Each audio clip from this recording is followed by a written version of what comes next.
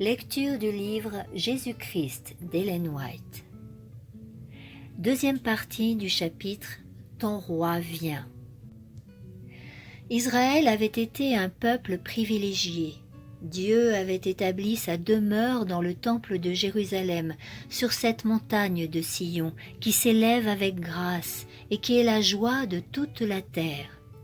Il était là ce temple qui, pendant plus de 1000 ans, avait été l'objet de la vigilance paternelle et du tendre amour du Christ. Les prophètes y avaient fait entendre les avertissements les plus solennels. On y avait agité des encensoirs contenant des charbons ardents, faisant monter l'encens vers Dieu avec les prières des adorateurs. Le sang des animaux, type du sang du Christ, avait coulé. Jéhovah avait manifesté sa gloire au-dessus du propitiatoire. Les prêtres y avaient exercé leur ministère et des rites symboliques pompeux y avaient été accomplis, de siècle en siècle.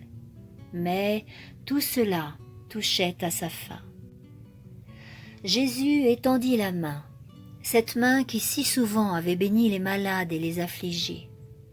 Et, l'agitant vers la ville condamnée, il s'écria, la voix coupée de sanglots.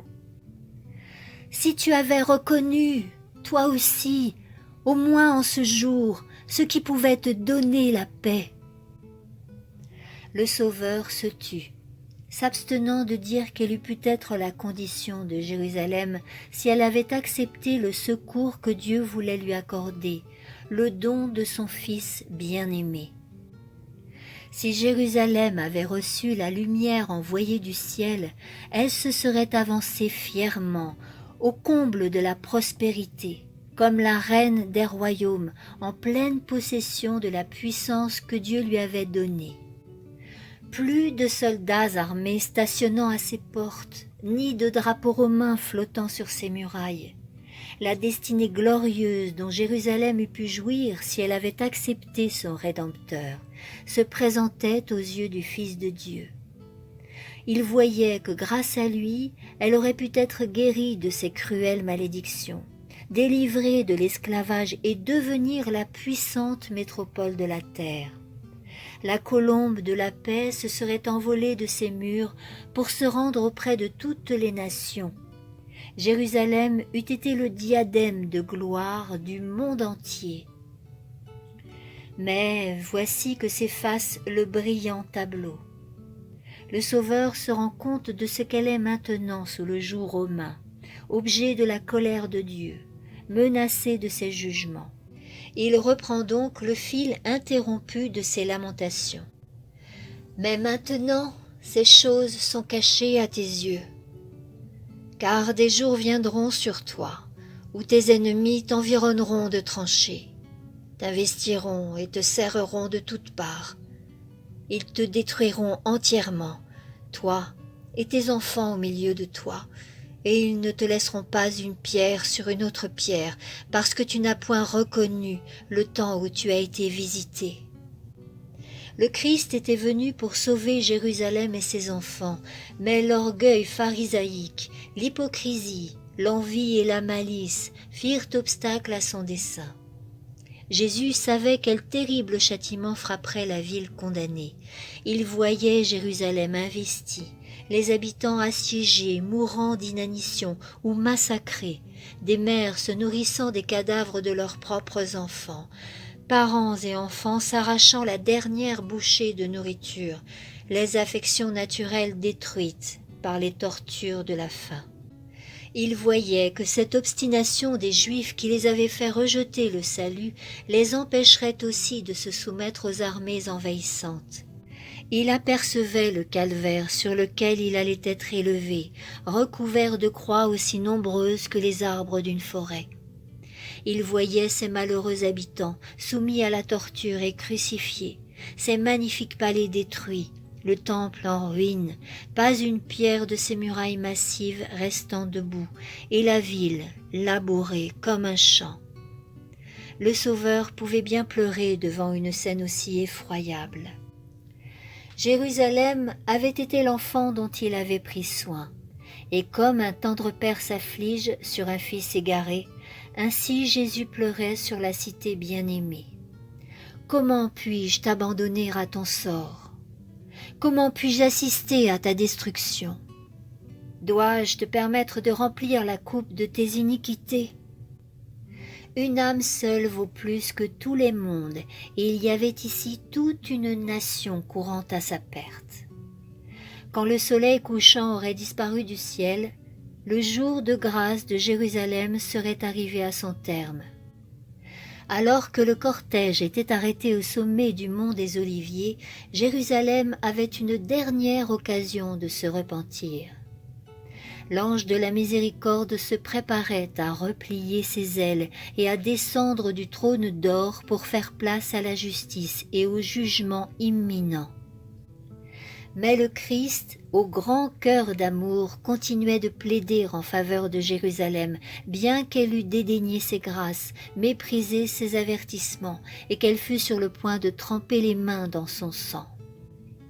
Si seulement Jérusalem voulait se repentir, ce n'était pas trop tard. Tandis que les derniers rayons du soleil couchant s'attardaient sur le temple, sur la tour, sur le faîte, est-ce que quelques bons anges n'allaient pas la ramener à l'amour du Sauveur, l'arracher à la ruine? Ville splendide et profane, qui avait lapidé les prophètes et rejeté le Fils de Dieu, qui par son impénitence rivait sur elle les chaînes de l'esclavage. Le jour de sa grâce était presque écoulé. L'Esprit de Dieu essaie encore de s'adresser à Jérusalem. Avant la fin du jour, un nouveau témoignage est rendu au Christ, répondant à l'appel d'un passé prophétique. Si Jérusalem veut entendre l'appel et recevoir le Sauveur qui entre par ses portes, elle peut encore être sauvée. Les chefs qui se trouvent à Jérusalem apprennent que Jésus s'approche, escorté d'une grande foule. Mais ils ne songent pas à souhaiter la bienvenue au Fils de Dieu. Craintifs, ils s'en vont au-devant de lui dans l'espoir de disperser la foule. Au moment où le cortège descend du mont des Oliviers, les chefs lui barrent le passage. Ils demandent quelle est la cause de ces réjouissances tumultueuses. À leur question « Qu'est-ce que ceci ?» les disciples répondent, remplis de l'esprit qui a inspiré les prophètes, répétant avec un accent éloquent les prophéties se rapportant au Christ. Adam vous dira, c'est la postérité de la femme qui écrasera la tête du serpent. Interrogez Abraham, il vous dira, c'est Melchisédek, roi de Salem, roi de paix. Jacob vous dira, c'est le pacificateur de la tribu de Juda. Ésaïe vous dira, c'est Emmanuel, le conseiller admirable, le Dieu fort, le Père d'éternité, le Prince de la paix. Jérémie vous dira, c'est le rameau de David, l'Éternel notre justice. Daniel vous dira, c'est le Messie. Osée vous dira, c'est le Dieu des armées, son nom est l'Éternel. Jean-Baptiste vous dira, c'est l'agneau de Dieu qui ôte le péché du monde. Le grand Jéhovah du haut de son trône l'a proclamé. Celui-ci est mon Fils bien-aimé. Nous, ses disciples, nous le déclarons, c'est Jésus, le Messie, le Prince de la vie, le Rédempteur du monde. Le Prince de la puissance des ténèbres le reconnaît en disant « Je sais qui tu es, le Saint de Dieu ». Suite de la lecture dans le prochain audio intitulé « Un peuple condamné ».